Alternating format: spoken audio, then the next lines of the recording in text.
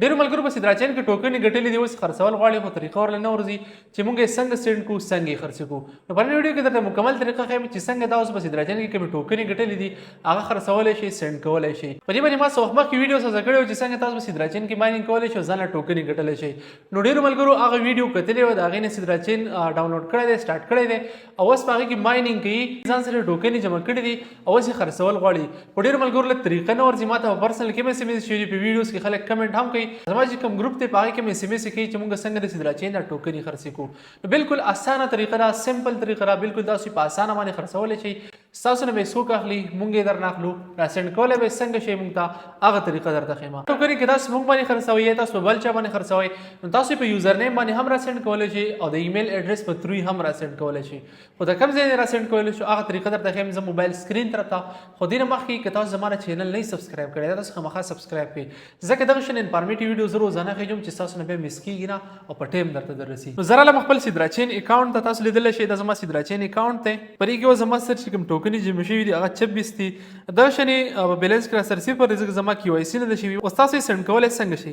تاسو د اخر یخ ته سکرول کوئ، دلته کې تاسو د والټ دا بټن ښکاري، په دې باندې کلیک کوئ. کله هم تاسو په دې باندې کلیک کوئ، دلته کې لیکلی دی سینډ، تاسو د سینډ ښکاري، په دې سینډ باندې به کلیک کوئ.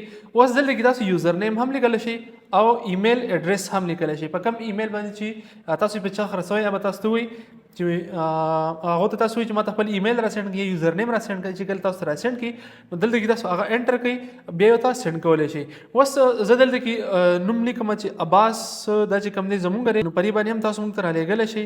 خو که ستاسو KYC شوي، کله هم تاسو یوزر نیم یا ایمیل انټر کړئ، تاسو بیا په نیکسټ باندې کلیک کړئ. کله هم تاسو په نیکسټ باندې کلیک کوئ، تاسو به دغه کس پروفایل راشي چې آیا دا رښتیا دی که نه دی. څنګه تاسو په ایزي پیسې یا جست کیش کې چاته پیسې سینډ کوئ همغه سیم طریقه ده، اسانه بالکل. اوس دلته کې تاسو اماونټ ولیکئ، تاسو 100 سینډ کوئ، 20 سینډ کوئ، 30 سینډ کوئ. تاسو کله هغه ولیکئ دا بیا تاسو په نیکسټ باندې کلیک کوئ. کله هم تاسو په نیکسټ باندې کلیک کوئ، تاسو ته سکرین شاټ وباسئ، هغه ته سینډ کوئ، نو هغه ته به لاړې شي. چې کله هم دا هغه ته لاړې شي، تاسو ته سکرین شاټ سینډ کو، نو تاسو بیا په ایزي پیسې باندې راولېږي پیسې چې کومې ستاسو کېږي. خو کوشش کوئ په ټرسټډ کس باندې خرڅوئ، ځکه په مارکیټ کې سکیمرز ډېر زیات دي او ستاسو داسې نه چې ټوکنې والي بیا درله پیسې نه درکوي. دا ستاسو نه مونږ هم اخلو، خو دا د هغه کسان یې سینډ کولی شي چې د چا KYC شوي. KYC چې د چا شوي صرف هغه یې سینډ کولی شو. اوس تاسو که KYC د اپلای کړي او تاسو څارل غواړئ چې آیا زما KYC شوي ده او که نه ده شوي، نو بالکل تاسو یې څارلی شئ. تاسو بیا په دې والټ باندې کلیک کوئ او دلته کې لیکلی دی دا سویپ، تاسو په دې سویپ باندې کلیک کوئ، دلته کې ستاسو ته وایي چې تاسو له پکار دی چې تاسو خپله KYC وکړئ. چې کله هم ستاسو KYC وشي نو ستاسو بیلنس چې کوم دی، ستاسو چې کوم ټوکن یا بیلنس سره شي او تاسو بیا په موږ باندې خرڅولی شئ. اوس دویمه خبره، که کوم ملګري وایي زه KYC کول غواړم، نو KYC تاسو بالکل په اسانه باندې کولی شئ.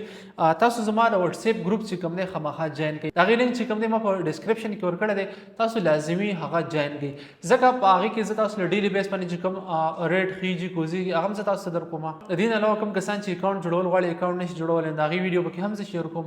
بیا کوم کسان KYC کول غواړي، ځان ته کوم ټوکنې دي هغه سینډ کول غواړي، مکمل طریقه درته دې ښیم. یا نور کوم داسې اپلیکیشن دي چې په هغې کې تاسو په ریل کې ارنینګ کولی شئ او تاسو بیا مطلب ویډرا ترې کولی شئ، پیسې پکې ګټلی شئ.